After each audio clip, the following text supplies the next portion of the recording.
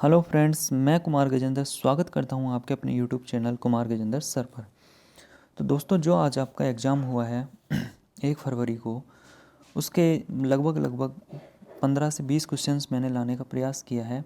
Math के हो गए, रीजनिंग के हो गए, तो सभी को हम देखते हैं, वन बाय वन सोल्व करते हैं।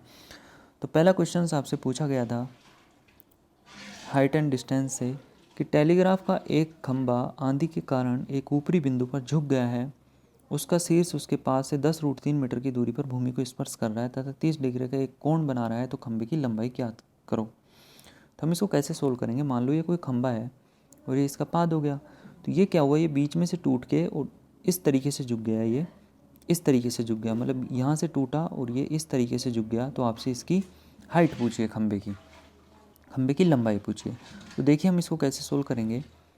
तो ये मान लो ये खंभा ये झुक गया और आपको एंगल कितना दे रखा है, ये 30 डिग्री का ये कोण बना रहा है। और ये जो डिस्टेंस है आपको दे रखी है 10√3। तो ये 30 डिग्री है, तो ये कितना हो गया 60 डिग्री। अब मैंने आपको हमेशा बताया कि 30 डिग्री और 60 डिग्री के सामने की जो भुजाएं होती हैं उनमें जो रेशो होता है वो 1:√3 का होता है। तो ये 10√3 है, तो ये कितनी हो गई 10 हो गई और ये 10√3। तो जब इस पर ये कितना है परपेंडिकुलर है, तो इस पर पाइथागोरस प्रमेय लगाएंगे आप, तो ये कितना आ जाएगी आपकी 20। अब खंबे की जो लंबाई है तो मतलब 20 + 10, तो कितनी होगी टोटल 30। तो ये हो गया आपका राइट आंसर, 30 आपका राइट आंसर हो गया। नेक्स्ट क्वेश्चन की तरफ बढ़ते हैं। क्वेश्चन में पूछा गया था कि 8:42 का दर्पण प्रतिबिंब ज्ञात करो। आप जानते हैं दर्पण प्रतिबिंब ज्ञात करने के लिए हम 11:60 में से 8:42 को माइनस करेंगे, तो ये आएगा आपका 3:18। तो ऑप्शन नंबर सी आपका राइट आंसर। नेक्स्ट क्वेश्चन की तरफ बढ़ते हैं। क्वेश्चन में पूछा गया है कि sec a + tan a = 2, तो sec a का मान ज्ञात करो। तो आप जानते हैं कि sec एक एक फॉर्मूला है sec² a - tan² a, एक ही जगह आप थीटा भी लिख सकते हैं, इजिकल टू कितना होता है 1। तो जब आप इसको a² - b² एक प्रकार से फॉर्मूला हो गया, तो ये क्या हो जाएगा sec a + tan a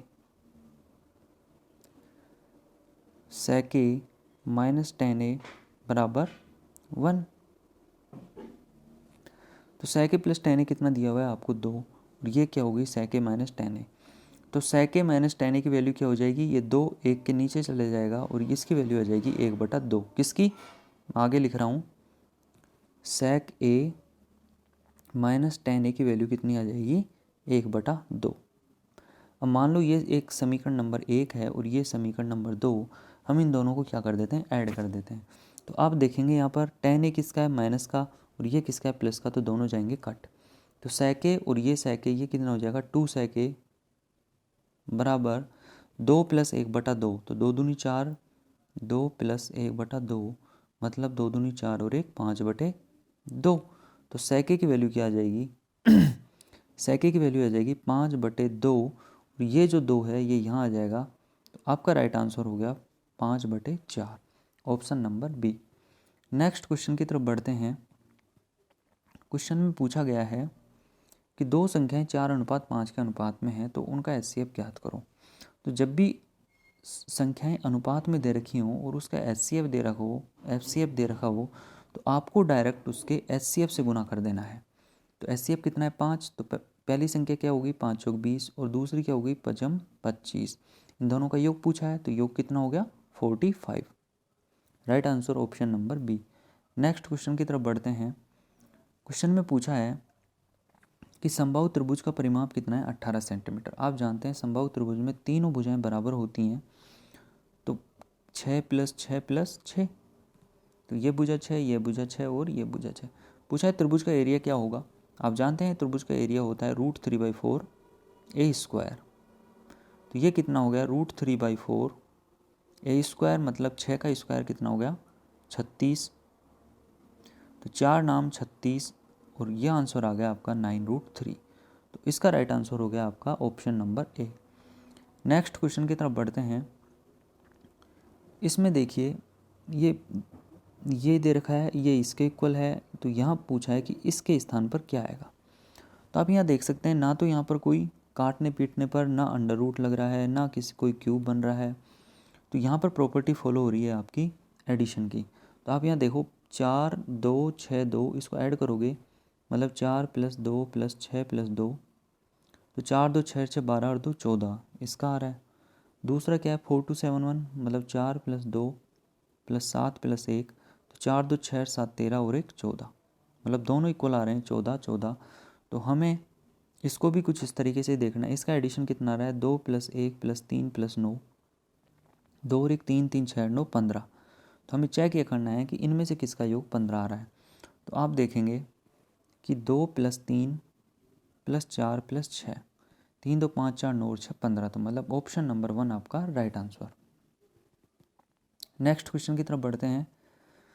question में एक प्रकार से मतलब 7 को 52 लिखा जा रहा है, तो 84 को क्या लिखेंगे। तो यहाँ देखेंगे 7 का स्क्वायर + 3 मतलब 49 + 3 कितना हो गया 52।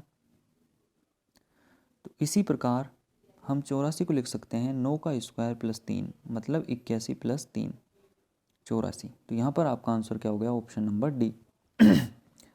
नेक्स्ट क्वेश्चन की तरफ बढ़ते हैं।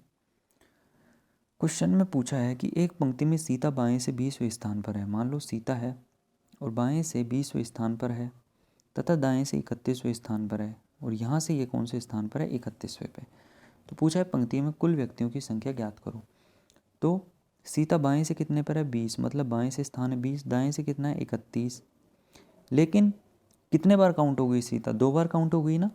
क्यों, एक बार तो हमने बाएं से काउंट किया और एक बार दाएं से। तो हमें क्या करना होगा, एक माइनस करना होगा। तो 20 और + 31 हो गए 51, -1 = 50। तो आपका right answer B. Next question की तरफ बढ़ते हैं। क्वेश्चन में पूछा है कि r sin a = 1, r cos a = √3। तो आपसे √3 tan a + 1 का मान पूछा है। तो हम क्या करेंगे, r sin a बराबर क्या दिया हुआ है 1 और r cos a बराबर क्या दिया हुआ है √3। तो पहली समीकरण को दूसरी से हम क्या करेंगे, डिवाइड कर देंगे, भाग दे देंगे। और भाग क्यों देंगे, क्योंकि हमें tan a की वैल्यू चाहिए। तो tan थीटा कब आता है, sin theta upon cos theta. तो हम इसको भाग दे देंगे। तो r से कटा r, ये क्या हो गया tan a बराबर 1/√3। तो tan a की वैल्यू कितनी आ गई 1/√3। नेक्स्ट स्लाइड में लेता हूँ मैं इसको। तो √3 और tan a की वैल्यू कितनी है 1/√3 + 1। √3 से कटा √3, 1 + 1 = 2 आपका right answer option number C. Next question की तरफ बढ़ते हैं। क्वेश्चन में पूछा है कि किसी वस्तु के लागत मूल्य पर 20% का लाभ होता है। लागत मूल्य का मतलब क्रय मूल्य या फिर CP या कॉस्ट प्राइस। तो 20% का लाभ होता है। 20% आप जानते हैं 1/5, मतलब लागत मूल्य कितना है 5, लाभ कितने का 1 का। तो सेलिंग प्राइस कितना हो गया 6, और इसी को हम क्या बोलते हैं बिक्री मूल्य। तो पूछा बिक्री मूल्य पर लाभ कितना होगा, बिक्री मूल्य कितना है 6, लाभ कितना 1 का। तो 1/6 क्या होता है आपका 16 सही 2/3% लाभ होगा। तो राइट आंसर आपका option number D. Next question की तरफ बढ़ते हैं। क्वेश्चन में पूछा है कि 5,000 रुपये पर 3 वर्षों का 10% वार्षिक दर पर CI ज्ञात करो। तो देखिए 10% की फ्रैक्शन क्या होती है 1/10। तो मतलब 10 रुपये यदि मूलधन है तो 11 ब्याज पहली साल, फिर 10 से 11 और फिर 10 से 11। तो ये हो गया आपका 1000, 10 की क्यूब और 11 की क्यूब कितनी होगी 1331। तो CI कितना हो गया 331। तो अब हम यहाँ सोल्व करेंगे। 1000 से कितना हो गया 1331, मतलब 1000 मूलधन है तो मिश्रधन कितना हो गया 1331। तो चक्रवर्ती ब्याज कितना हो गया 331, और वैसे मूलधन कितना है 5000। तो 1000 की जो वैल्यू है वो कितनी है 5000, और आपको चाहिए कितना CI 331। तो 3 0 से 3 0 कटी, 331 को आप 5 से गुना करेंगे तो 5 एकम 5, 5 15 का पंजा 1 असल, 5 15 और 1 16, तो 1655 राइट आंसर। नेक्स्ट क्वेश्चन की तरफ बढ़ते हैं। क्वेश्चन में दिया गया है कि एक समबाहुभुज का प्रत्येक आंतरिक कोण 144 डिग्री का है, तो बहुभुज की कुल भुजाओं की संख्या ज्ञात करो। तो बहुभुज की कुल भुजाओं की संख्या होती है n = 360 बटे बाह्य कोण। ठीक है। अब हमें तो दिया हुआ है आंतरिक कोण, अब हमें चाहिए क्या बाह्य कोण। तो बाह्य कोण कैसे निकालेंगे, तो आप जानते होंगे कि समबाहुभुज में आंतरिक कोण और बाह्य कोणों का मान कितना, बाह्य कोणों का योग कितना होता है 180 डिग्री। तो आंतरिक कोण जब 144 डिग्री है तो बाह्य कोण कितना हो गया 36 डिग्री। 180 माइनस 144 कितना हो गया 36 डिग्री आपका बाह्य कोण। तो यहाँ से हम लगाएंगे कि n इज इक्वल टू 360 बटे बाह्य कोण कितना 36, तो 36 ढाई 10, और ये हो गया आपका right answer, option number B. Next question की तरफ बढ़ते हैं। क्वेश्चन में पूछा गया है कि ये आपको डाटा दे रखा है और इसकी माध्यिका पूछ रहा है। तो यहाँ पर माध्यिका सोल्व करने का या तो आप इसको असेंडिंग ऑर्डर में लिखिए या फिर डिसेंडिंग ऑर्डर में। तो यहाँ पर लिखा हुआ है ये बिल्कुल एग्जैक्ट। तो 28 से कटा 12, 16 27, 18 से 25 और बीच की जो टर्म बच गई आपकी वही आपकी क्या होगी माध्यिका। तो यहाँ पर राइट आंसर हो गया आपका option number C. Next question की तरफ बढ़ते हैं। क्वेश्चन में पूछा गया है 50 मीटर लंबी रेलगाड़ी 100 मीटर लंबे प्लेटफॉर्म को 10 सेकंड में पार करती है, तो रेलगाड़ी की किलोमीटर प्रति घंटा क्या होगी। तो 50 मीटर तो लंबी है और प्लेटफॉर्म कितने का है 100 मीटर का, तो ये कितनी होगी 150। और स्पीड आपको टाइम कितना दे रखा है 10, तो 10 से हम इसको क्या कर देंगे डिवाइड। तो कितनी बार कटा 15 बार, 15 मीटर पर सेकेंड आई। लेकिन आपसे पूछा किलोमीटर पर घंटा, तो हम इसको गुणा करेंगे 18/5 से। तो 5 तिये 15 और 18 तिये 54, तो आपका आंसर आ गया 54 किलोमीटर पर होर। तो ऑप्शन नंबर यहाँ पर बी आपका राइट आंसर। नेक्स्ट क्वेश्चन की तरफ बढ़ते हैं। क्वेश्चन में पूछा है कि एक आयत की लंबाई 40% बढ़ा दी जाती है तथा उसकी चौड़ाई 30% घटा दी जाती है, तो आयत के क्षेत्रफल में क्या परिवर्तन होगा। तो आप जानते हैं कि जो आयत है रेक्टेंगुलर है उसका क्षेत्रफल क्या होता है लंबाई गुणा चौड़ाई। लंबाई गुणा चौड़ाई रेक्टेंगुलर का। तो 40% बढ़ा दी जाती है। 40% मतलब 2/5, तो मतलब पहले 5 थी लंबाई, अब उसको कितना कर दिया 7, तथा चौड़ाई 30% घटा दी जाती है। 30% मतलब 3/10, मतलब चौड़ाई पहले 10 थी तो 10 - 3 अब कितनी कर दी है 7।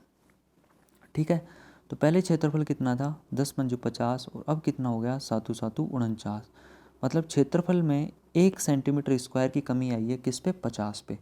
तो हम क्या करेंगे, पहले कितना था 50 और अब कितना हो गया है 49, मतलब 1 सेंटीमीटर की कमी आई किस पे पहले वाले क्षेत्रफल 50 पे। तो 1/50 × 100, तो 50 दूनी 100, तो क्या हुआ है कम हुआ है क्योंकि 50 से 49, तो 2% की कमी हो गई। ठीक है, नेक्स्ट क्वेश्चन की तरफ बढ़ते हैं। क्वेश्चन में दिया गया है कि 2 वर्गों का परिमाप 24 सेंटीमीटर है। ये मान लो एक वर्ग ये है, एक वर्ग ये है, 24 सेंटीमीटर परिमाप है, तो भुजा कितनी हो जाएगी वर्ग की 6 तथा दूसरे का कितना है 32, तो यहाँ भुजा कितनी होगी 8 तो इन वर्गों के क्षेत्रफल को इन वर्गों के क्षेत्रफल के योग के बराबर। तो इसका क्षेत्रफल कितना हो गया a² 36 और इसका क्षेत्रफल कितना हो गया 8, a² मतलब 64, 8 का स्क्वायर। तो पूछा है कि क्षेत्रफल के योग के बराबर, इन दोनों के क्षेत्रफलों के योग के बराबर कोई तीसरा जो वर्ग बना उसका क्षेत्रफल कितना हो गया 100, तो उस वर्ग का परिमाप क्या होगा। तो उस वर्ग का 1 मिनट, मतलब जो तीसरा जो वर्ग बना उसका क्षेत्रफल क्या हो गया 36 + 64 = 100, मतलब उसका क्षेत्रफल कितना है 100। तो मतलब कि उसकी भुजा कितनी होगी a² जो क्षेत्रफल है उसका 100 आ गया, तो उसकी भुजा कितनी होगी a 10 सेंटीमीटर, तो उसका परिमाप कितना हो जाएगा ये 10, ये 10, ये 10 और ये 10, मतलब 40 सेंटीमीटर उसका क्या हो गया परिमाप। तो आपका राइट आंसर हो गया यहाँ पर option number B. Next question की तरफ बढ़ते हैं। तो फ्रेंड्स ये क्वेश्चन थे जो उम्मीद करता हूँ आपको समझ में आए होंगे, और हो सकता है कि इनमें से मतलब कोई भी क्वेश्चन का डाटा जैसे 10 से 15 हो जाए, 15 से 20 हो जाए, लेकिन जो आपके क्वेश्चंस की लैंग्वेज है वो बिल्कुल सेम रहेगी। जो भी एग्ज़ाम में पूछा गया था सेम फॉर्मेट का क्वेश्चंस मैंने उठाया है, क्योंकि जो कि GK GS या फिर कंप्यूटर के या साइंस के क्वेश्चंस होते हैं वो तो 1 लाइनर क्वेश्चन होते हैं। तो जो स्टूडेंट्स मतलब पेपर दे करके आते हैं तो उनको याद भी करके आ जाते हैं, लेकिन जो मैथमेटिक्स हो गए, रीजनिंग के क्वेश्चंस हो गए, उनके डाटा को एकदम मतलब बताना एग्जैक्टली वो बहुत डिफ़िकल्ट टास्क है। तो उम्मीद करता हूँ आपको वीडियो पसंद आया होगा। यदि वीडियो पसंद आया तो वीडियो को ज़्यादा से ज़्यादा लाइक कीजिए, वीडियो को शेयर कीजिए और हमारे चैनल को सब्सक्राइब कीजिए। वीडियो देखने के लिए थैंक यू सो मच।